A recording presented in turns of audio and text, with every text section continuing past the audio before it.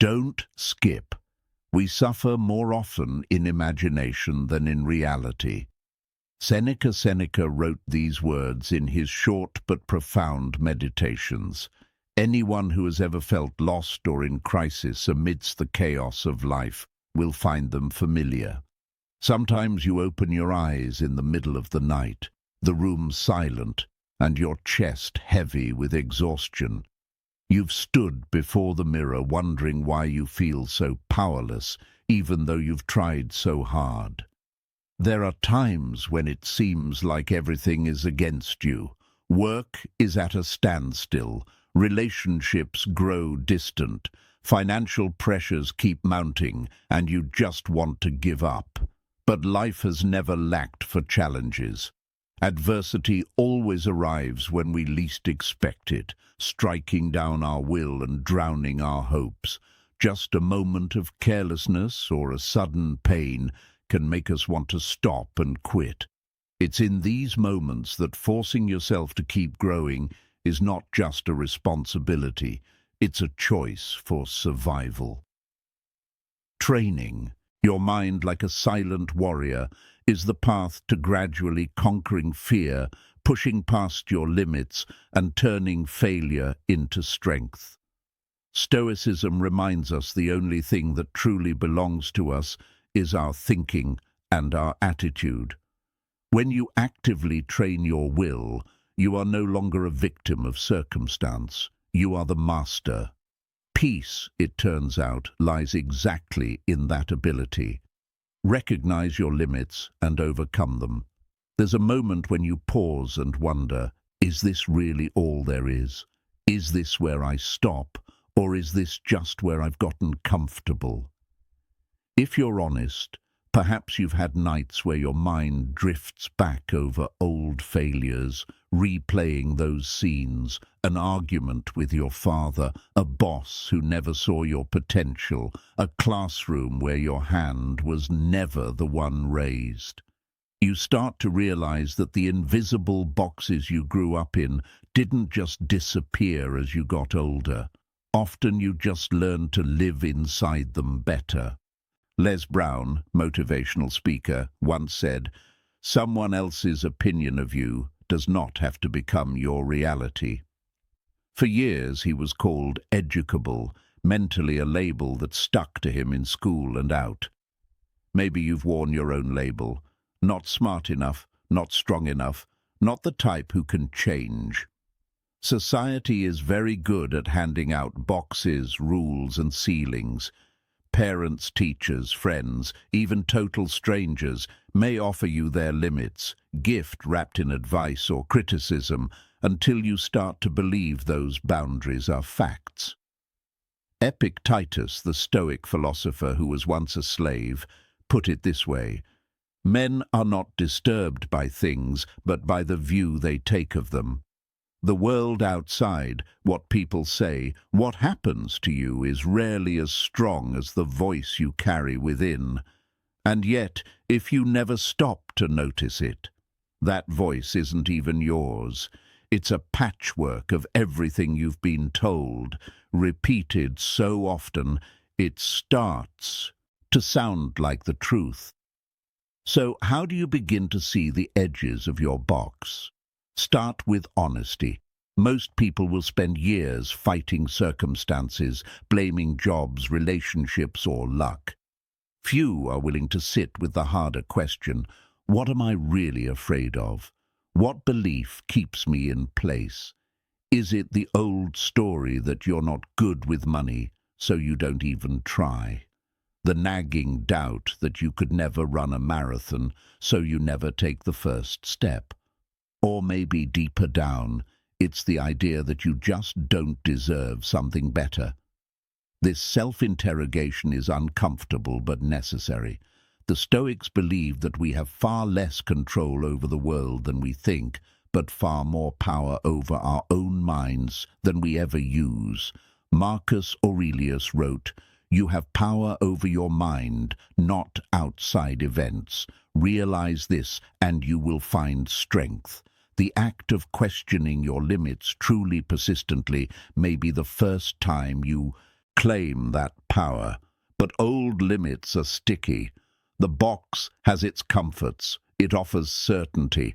If you never try, you'll never fail.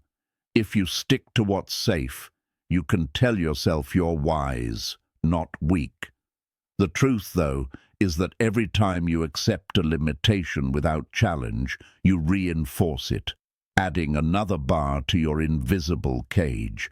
Ask yourself, are you living by choice or by programming? Have you accepted a life shaped by the opinions and fears of others? Or are you writing your own story? Les Brown's life could have ended as a statistic. Growing up in poverty, labelled by teachers and shuffled between foster homes, the world had already drawn its limits for him. But there was a moment, a teacher who refused to accept his label, a chance to speak up in class, the stubborn flicker of belief that maybe, just maybe, he could be more. He grabbed that chance and ran with it, failing again and again until the story started to shift. You might not have grown up in the same circumstances, but chances are you have your own invisible labels. Maybe your box is quieter, a boss who keeps you in a role you've outgrown, a partner who expects you to be someone you no longer are, a family who's always known you as the quiet one, the troublemaker, or the one who always fixes things. Stoicism asks us to step back and examine not just the world, but ourselves. What rules am I following, and do they serve me? What fears are mine, and what have I inherited? Am I letting the noise of the outside world shape my inside world? Or am I brave enough to choose differently? Of course, recognizing the box is just the beginning. Many people see the walls and simply decorate them by buying a new car, chasing a new relationship, changing cities or jobs. But no matter how far you run, if you never change your mind, the same limits will appear again and again, dressed up in different circumstances. The Stoics warn, don't mistake movement for progress. How long are you going to wait before you demand the best for yourself? Epictetus challenged his students. Let's get practical for a moment. Picture this. You're offered a project at work that scares you. Your instinct is to say no, maybe because you failed before, or maybe because you're convinced you're not that kind of person. If you pause and examine the root of your resistance, you might realize it's not the project that scares you. It's the risk of being exposed as inadequate. But is that really your voice? Or is it the echo of an old teacher, a parent, or even your own harsh inner critic? Another example. You want to get healthier, but every time you start, the old habits pull you back. The belief, I'm just not athletic, feels real. But where did it come from? Did you decide that, or did someone else plant that seed? The real trap is unconsciousness, moving through life, never realizing which thoughts are truly yours and which are hand-me-downs. The way out is simple but not easy. Become ruthlessly aware. Ask over and over, whose voice is this? Who benefits from me staying where I am? Every time you notice a limit, shine a light on it.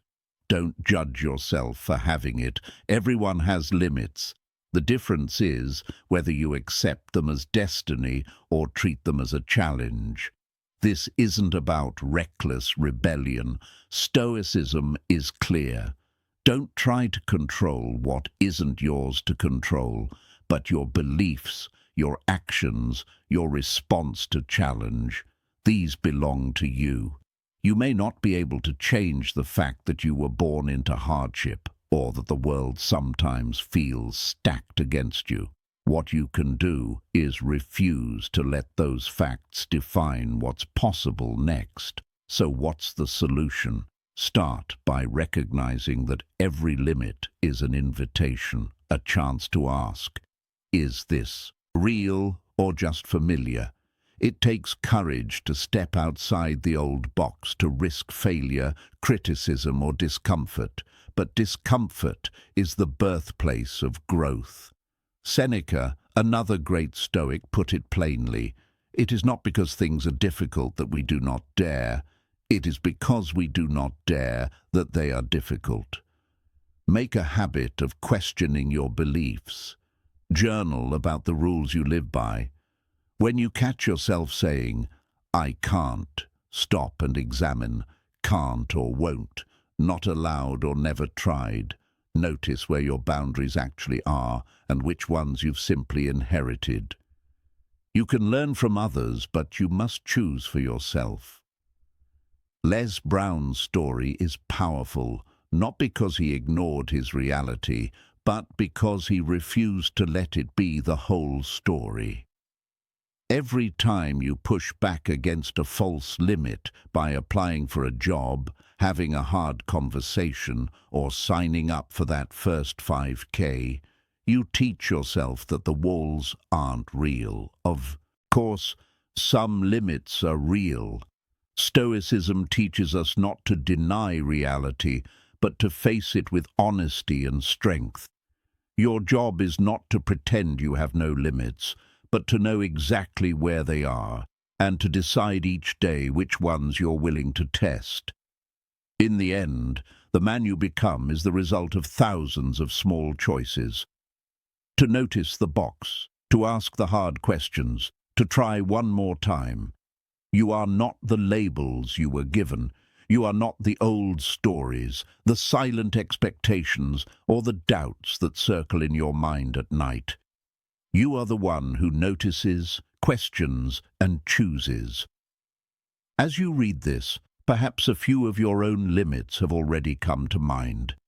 Maybe you can see with sudden clarity which ones were handed to you and which ones you've accepted out of habit. That's not failure. It's the beginning of freedom. We'll look deeper into what happens after you recognize your limits. Awareness is important, but it's only the first step. If you stop here, nothing changes. The real test comes next, because if you don't program your own mind, someone or something else surely will. You wake up one morning and already feel behind. Maybe you reach for actively train your mind. Don't let yourself be programmed. Your phone before you even sit up scrolling, absorbing the worries and noise of a world that rarely stops talking. Before you know it, your thoughts are racing about bills, about yesterday's mistakes, about that person at work who never seems satisfied. You wonder when was the last time you truly directed your own mind instead of just letting it react to the next ping, the next pressure, the next old habit. David Goggins, a man known for pushing his body to brutal limits, once said, "The brain is the most powerful weapon, not your muscles, not your bank account, not even your past victories or failures, your mind. But most days it feels like our minds have a life of their own." Goggins doesn't just talk about grit. He talks about mastering the endless voice in your head, the one that whispers, "You've done enough, you're tired, you deserve to quit."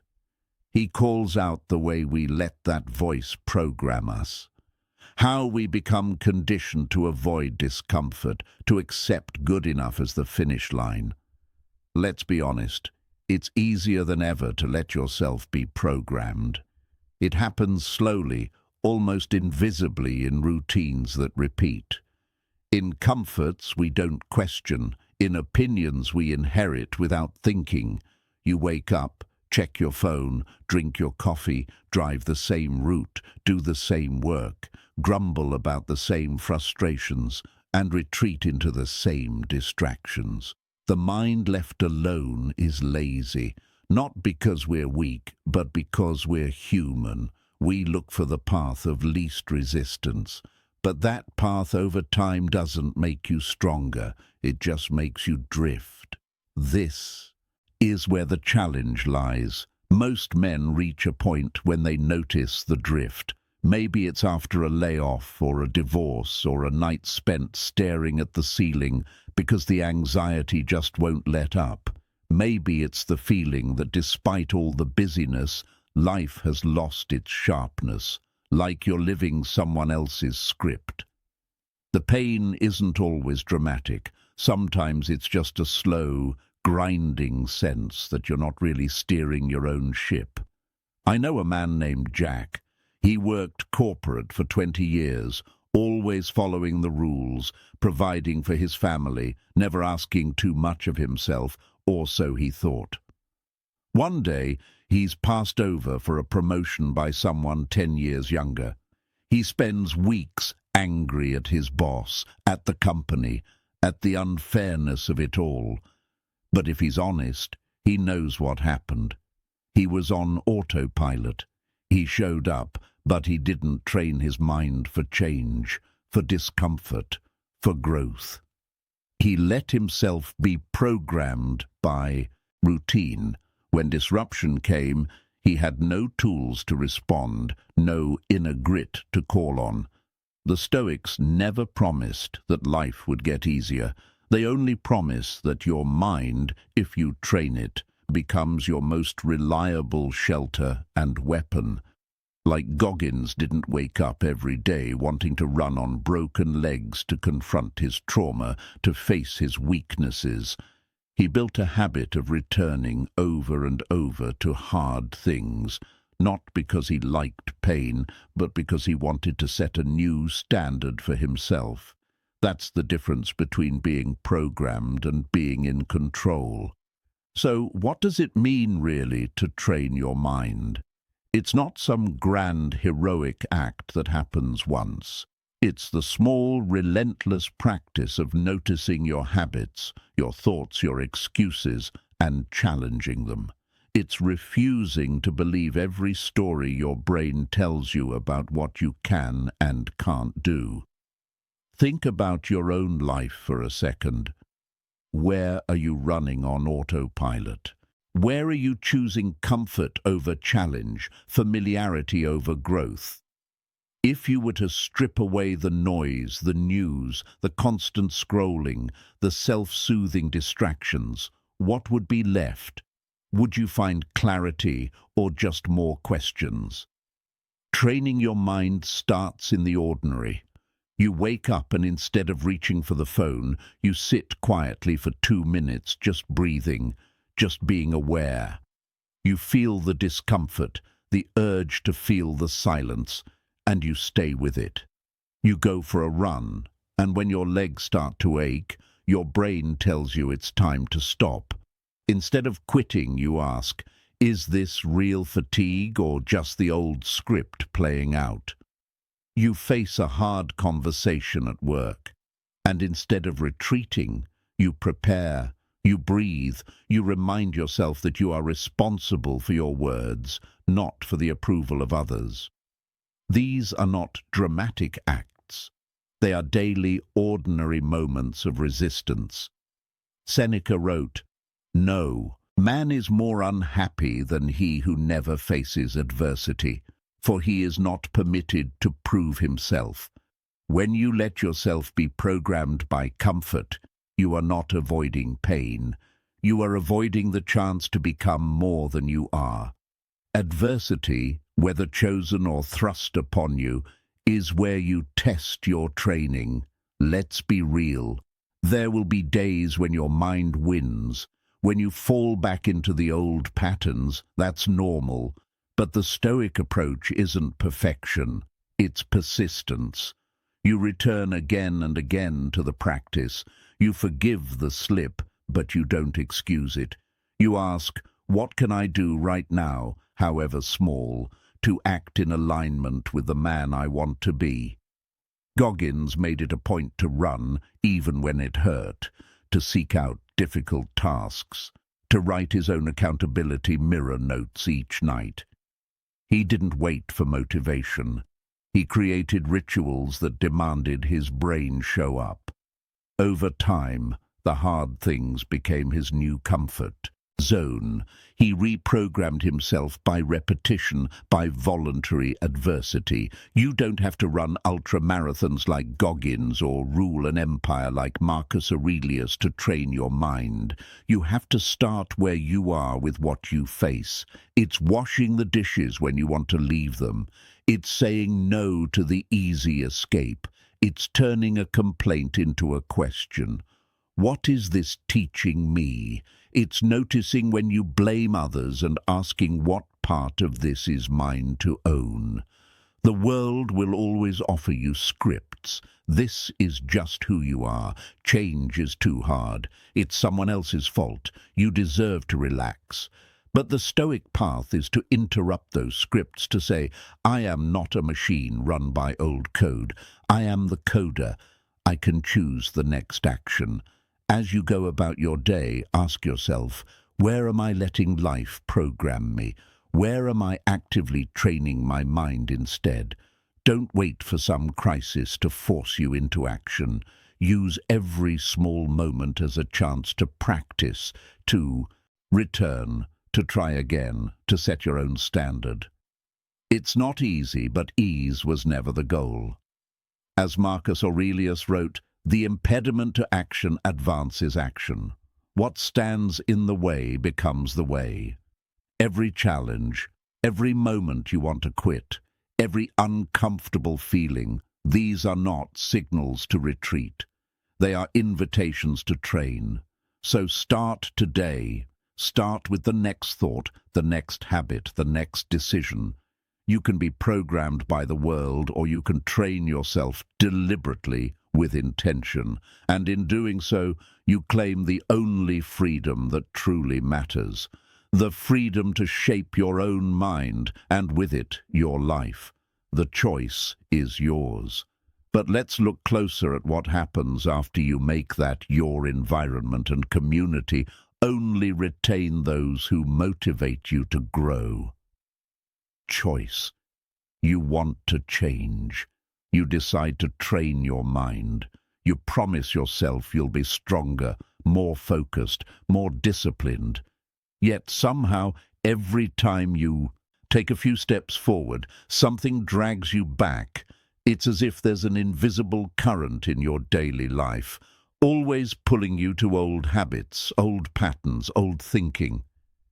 Have you ever noticed how easy it is to be determined at midnight, but by noon your resolve has faded? It's not just about willpower. It's not just about being strong.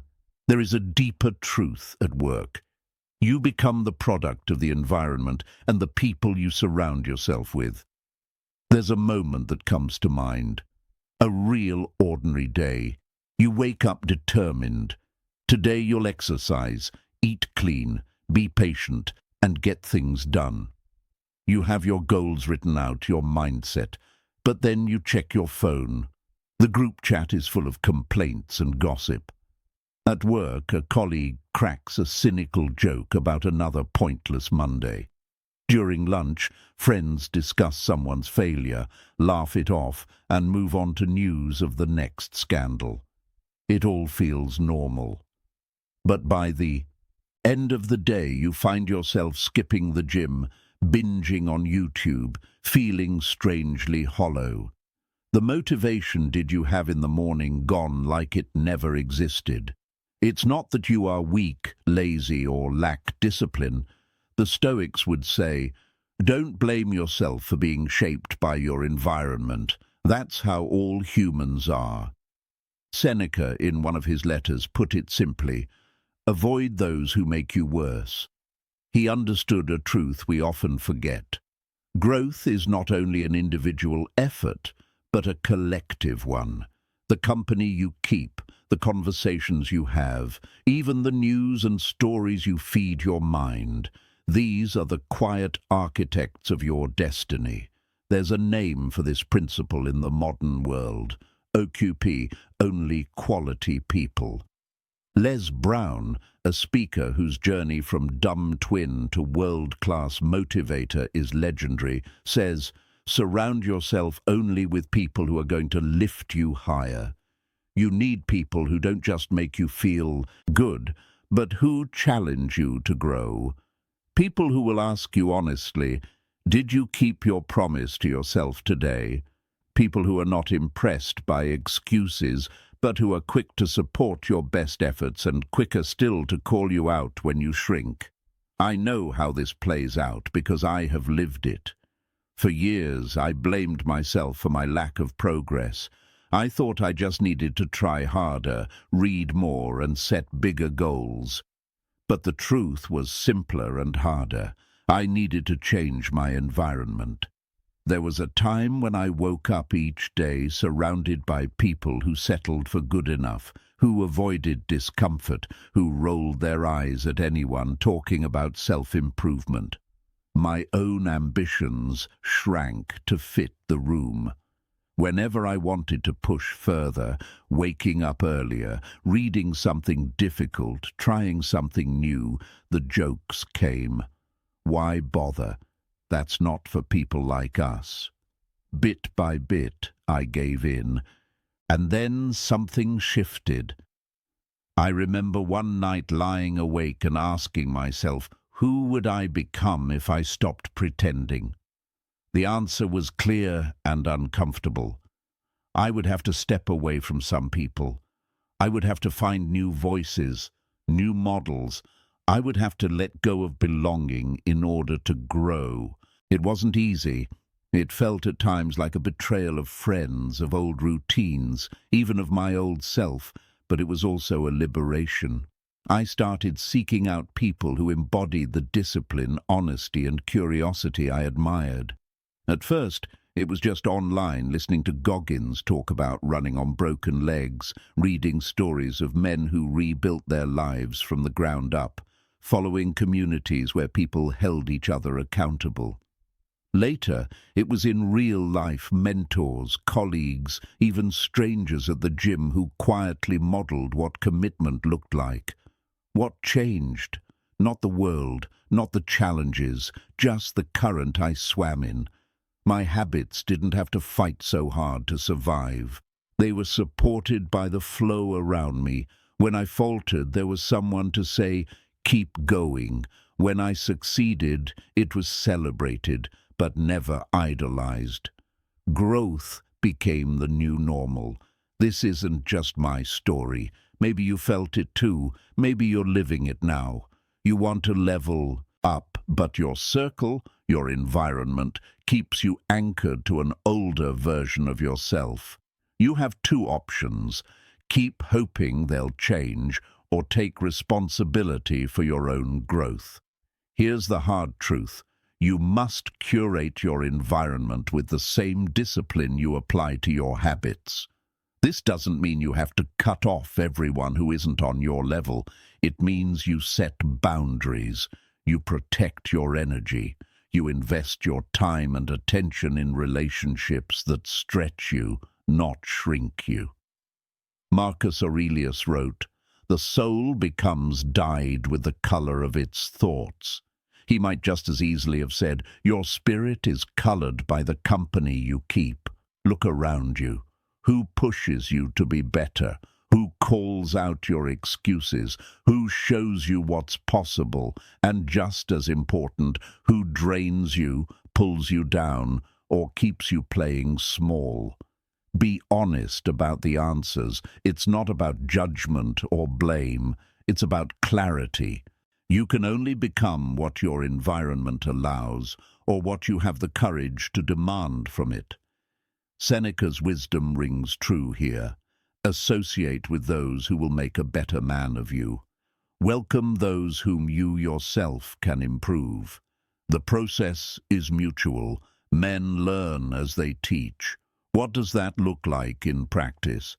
Sometimes it means reaching out to someone you admire, even if it feels awkward.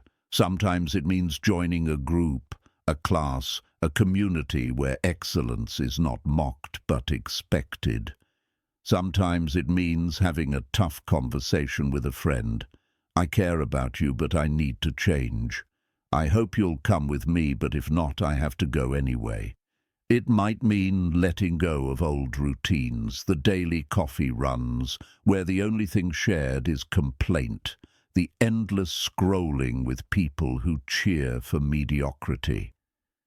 It might mean spending more time alone, especially at first. That's not loneliness. It's space for new growth. And if you're thinking, but I can't just change everyone around me, you're right. You can't. But you can decide who gets your time, your attention, your energy. You can fill your world little by little with only quality people. People who remind you of who you want to be, who expect more from you than comfort, who see your strength and call you into it. This is not easy work. It takes courage to outgrow your own environment. It takes clarity to choose the hard path of growth over the easy comfort of familiarity. But the alternative is harder still, a life spent wondering why your willpower always fades, why your habits never stick, why your dreams seem just out of reach. The Stoics would say, don't wish for an easy life. Wish for the strength to endure a difficult one, and for the wisdom to choose your company well. So what can you do right now? Start small. Notice who gives you energy and who drains it. Spend more time with those who lift you up, even if it's just through a podcast, a book, or a brief conversation. Set boundaries around gossip, negativity, and complacency. Invite challenge into your life. Seek feedback, accountability, and honest conversation. As you do, you'll notice a shift. Discipline feels less like a burden and more like a current carrying you forward. You do not have to do this alone, but you must decide. Will you stay in the same room, breathing the same air, thinking the same thoughts? Or will you find or build a new community that calls forth your best? OQP only quality people. Make it your standard. The mind is strong, but it cannot flourish in poisoned soil. Give yourself the gift of a better environment and watch what grows. But even the richest soil cannot make continuously learn and take responsibility for yourself. The seed sprout if the seed itself is not willing. At some point, the circle closes and the gaze returns inward. The question becomes blunt, almost harsh. Are you ready to take full responsibility for yourself? Are you truly willing to learn again and again through trial and error, through pain and doubt, who you are and what you can become? This is the hard edge of growth that no one else can cross for you. To continuously learn and take responsibility is in truth a lonely road at times.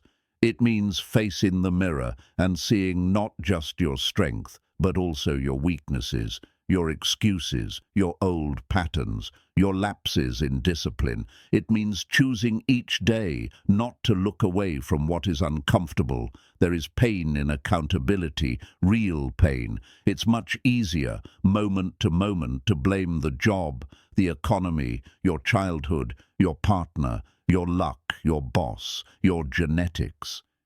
Easier to stay angry or numb or distracted, caught up in the noise instead of turning inward to admit I am the only one who can choose my response. I am the only one who can decide if I will learn something from this or just replay the same script.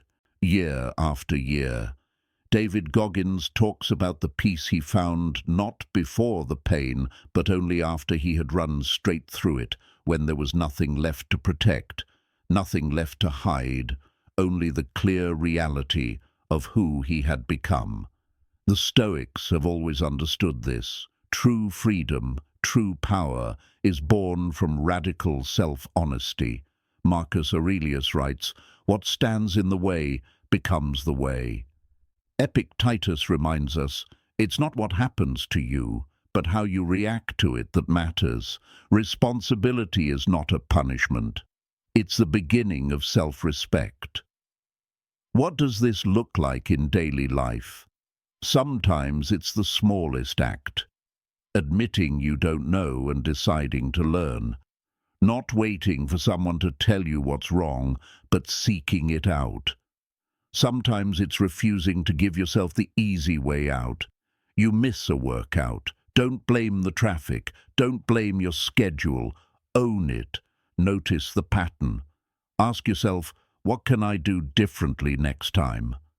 Then actually do it. Growth is not a single breakthrough. It is built from hundreds of small decisions, repeated quietly when no one is watching. There will be days you fall short. Mornings you wake up tired. Nights you go to bed disappointed in yourself. That is not a flaw. That is the curriculum. Every mistake, every lapse, every moment of discomfort becomes a lesson, if you're willing to face it honestly.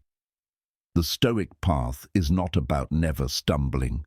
It is about standing back up with more clarity, more discipline, and more resolve. It asks you to reflect, what did this teach me? Where can I take more responsibility, even in small ways? This path does not demand perfection. It demands humility and the courage to keep walking. There is no place for pride in the face of truth. You will have to accept that some of what you learned growing up about what makes a man, about what success looks like, about how to deal with pain no longer serves you. You will have to become in some ways your own teacher, your own guide, even as you seek wisdom from others. But there's another side to this. When you take responsibility, you take back your power. Suddenly, you are no longer waiting for someone to save you or circumstances to change. You realize that the tools for growth have always been within reach. The books you can read, the skills you can develop, the thoughts you can choose to entertain or reject. You become both the sculptor and the stone.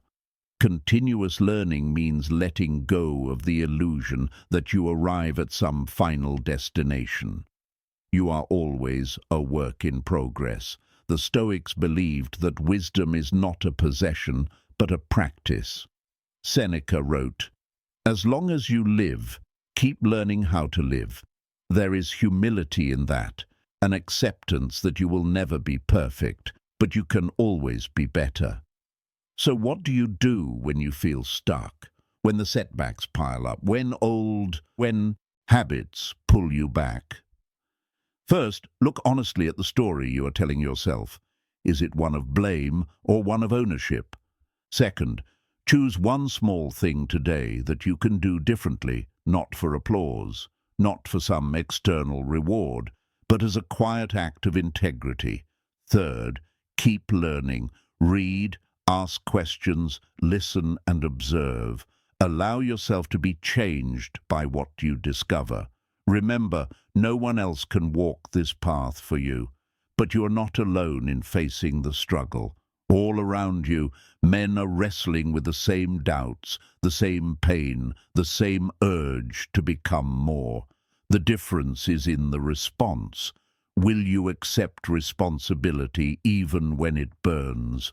Will you be relentless in your own growth? Not because the world demands it, but because you owe it to yourself. Every obstacle is a test. Every failure is feedback. Every day is a new chance to level up. Not out of fear, but out of a commitment to live honestly, to see clearly, to act with purpose. The Stoic knows the only thing truly under your control is your own mind. Start there. The rest will follow. But then comes the persevere. Accept pain and view failure as part of the growth journey. Hard part. Persevering, accepting pain and allowing failure to become a teacher, not a jailer on the journey of growth. You may already know the story, or perhaps you see it in the mirror every morning. The alarm rings and you hesitate to get up. The same routine, the same doubts, the same ache in your chest as you face another day with more questions than answers. Sometimes you're worn out before you even begin. Maybe you've tried and failed more times than you care to admit, and part of you is tired of fighting. Let's be honest, there's no shortcut here, and no one else can walk this road for you. Growth is never painless. Real progress isn't about chasing comfort or pretending the struggle doesn't exist. It's about facing what hurts again and again and choosing not to back down. David Goggins, a man who turned personal pain into a daily practice, says it without apology. I gave myself no way out. If I failed, I went back and did it again and again until I got it right. His journey wasn't built on talent, luck, or smooth circumstances. It was built on showing up for himself when no one was watching, running on broken legs, pushing through fear, humiliation, and exhaustion until every nerve in his body screamed at him to quit. Still, he stayed. He chose voluntary discomfort, the Stoic ideal of practicing adversity before adversity arrives. Because if you've trained your mind to withstand self-imposed hardship, the world outside loses its power to break you. There is something deeply human about this kind of suffering, the kind you don't choose, but that you refuse to run from. Marcus Aurelius, writing to himself in the quiet hours before dawn, reminded, "Prepare yourself each day for injustice, betrayal, misunderstanding, not to become bitter or cynical, but to meet these trials with steady resolve." The point is not to expect the worst, but to greet whatever comes without surprise, complaint, or self-pity. You might ask, why not avoid pain? Why not settle? Because every time you do, your world becomes smaller. What once felt like comfort slowly turns into confinement. The edges of your comfort zone harden into walls, and before you realize it, you're trapped inside your own life, watching others live with the courage you postponed. This is where failure, real, humbling failure, becomes necessary. Les Brown once said, "You will fail on the road to success. Fall down, but try to land on your back. Because if you can look up, you can get up." There is a quiet truth in those words. If your eyes remain open, even when you're down, you are not defeated. Loss only becomes final when you refuse to rise. But how do you face another round, another risk, another day, knowing you might fall again? The answer isn't found in slogans. It's found in small, honest choices. You show up even when fear is present. You accept that pain is part of growth, not evidence that something is wrong with you. You learn to trust the process, not just the outcome. Every failure carries instruction. Every scar is proof of effort. And with each setback, you quietly build a reserve of strength, one the world will not see until the moment you need it most. The Stoic practice here is to reverse the question. Instead of asking, "Why is this happening to me?" ask, "What am I being asked to learn?"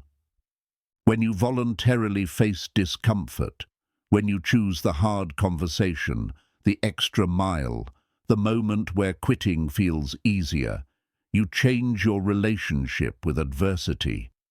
Pain stops being an obstacle. It becomes preparation. The failures become rehearsals for success.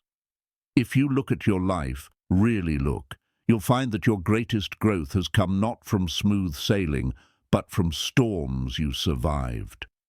Maybe it was the job you lost, the relationship that ended, the chance you missed. At the time, you felt alone, exposed, and even ashamed. But those were the moments that forced you to choose. Give up or grow up.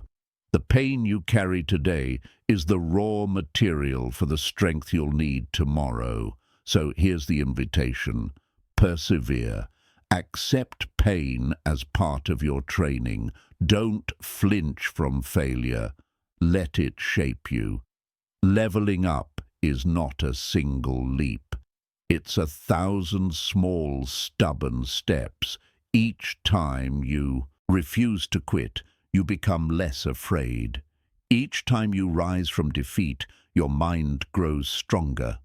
Over time, this quiet resilience becomes your greatest asset, the foundation for a life that cannot be shaken by circumstance. And remember, the journey is not about proving yourself to anyone else. It's about proving to yourself that you can endure, that you can bend but not break, that you can meet pain, disappointment, and failure not as enemies but as teachers. This is how a Stoic lives, not waiting for the world to change, but changing themselves one honest effort at a time. Conclusion. No one is born strong, resilient, or fearless. Every day that you choose to train your mind to push past even a small limit, you move closer to conquering yourself and every challenge ahead. Stoicism doesn't promise an easy life. It offers the strength to stay calm, take responsibility, and live true to your best self even when things get tough. If you want to change your destiny, start by building your mind, setting new standards, and refusing to give up just like the Stoics before you. What's one challenge you faced that taught you the most about yourself? Share your story in the comments below. If you found this helpful, like, share, and subscribe, and don't forget to watch the next videos. Your journey with Stoic philosophy is just getting started.